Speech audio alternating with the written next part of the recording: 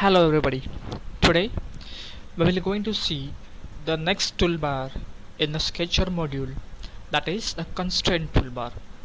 Basically this Constraint Toolbar is used for providing a dimensions to a geometry. This is also used to get the relation between any two geometries. So let's start. Go into the start mechanical design and go into a Sketcher module. Again say OK and go in the sketcher zone by selecting the appropriate plane and selecting this sketch icon. Now this toolbar is called as a constraint toolbar, and these two commands are very useful for to this CATIA. Okay, now let's see how these two are useful. So I will come up with a simple rectangle without dimension. Now my intention is to provide dimension to this rectangle, so for that I am selecting this constraint command. Select the constraint command and I am selecting this particular horizontal line by clicking, that is by left clicking. This dimension is appearing in a green color. Simply drag this and say OK. Okay, initially it is 179.92 mm. Okay, by default system takes the length unit is mm, angle unit is degree, the mass in terms of kg. If you want, you can change it. How? Simply go into this tool, go into your options and go into parameter measures and select this unit. You can change it. Okay, the length is mm. If you want, you can change into meter, centimeter, kilometer, anything as per your wish. Similarly, you can change the angle. Choice is yours, but by default keep the length is mm, the angle in degree, time in cycle, mass is kg, so on and so forth. Okay, now if I want to change its length, maybe 200, so simply double click on this particular one. A small dialog box appear. It gives us a value. Current value is 179.92 mm, unit is mm. Now if you want it's 200 mm, see what happened to the particular geometry. It convert to 179.92 mm to 200 mm. In this way, either you can increase its length or you can decrease its length, or either I can say either you can increase the dimension or you can decrease the dimension. Similarly, I am going with this one, that is height. The height is 51.741. Double click over here. I am changing to this of 50, that is decreasing dimension. Say OK. Now in this way we provide dimensions to any geometry. Okay, let's take example of circle. I'm putting the center over here and come up with the circle. Now let's find its diameter or its radius. I can select the same icon and select the outer edge. See, its diameter is 66.103. I want to increase to 70. See, this 70. So in this way you can provide a dimensions by using the same command. Now the next, this one, what is this? Is simply a constraint defined in dialog box. How it works, let's see.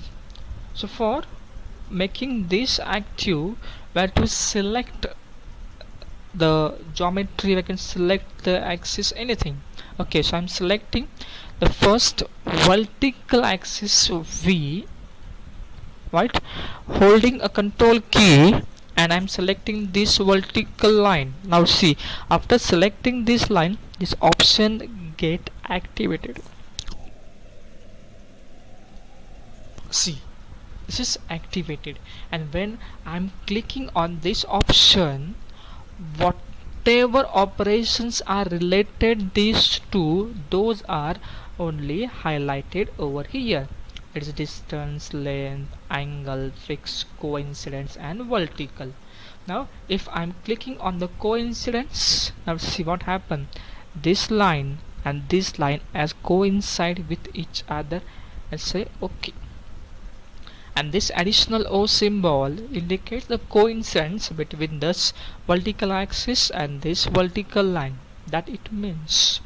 Similarly, if I'm selecting this horizontal line, holding the control key and selecting this horizontal one, see what happened.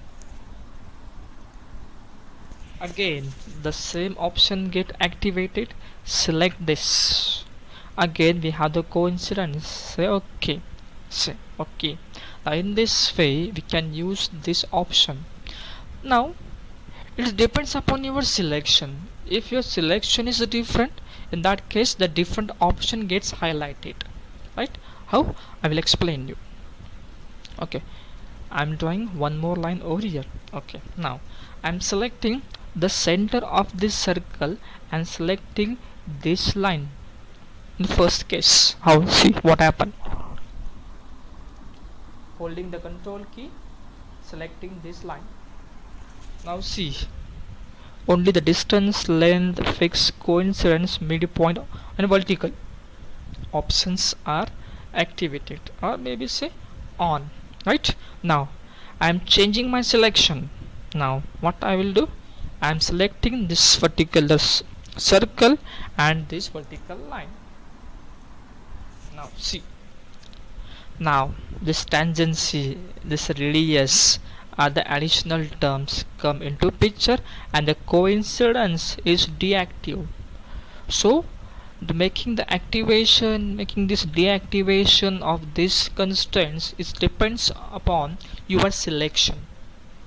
If your selection is different option get activated, different option gets highlighted over here. Right? Okay, now let's understand the different color code in this CATIA. Here we have the first, the white, we have the second where is a green. Okay, I will show you one more color over here so you will understand the difference between all these three. Okay, so I am putting a distance from the vertical axis to over here, and similarly I am putting one more thing.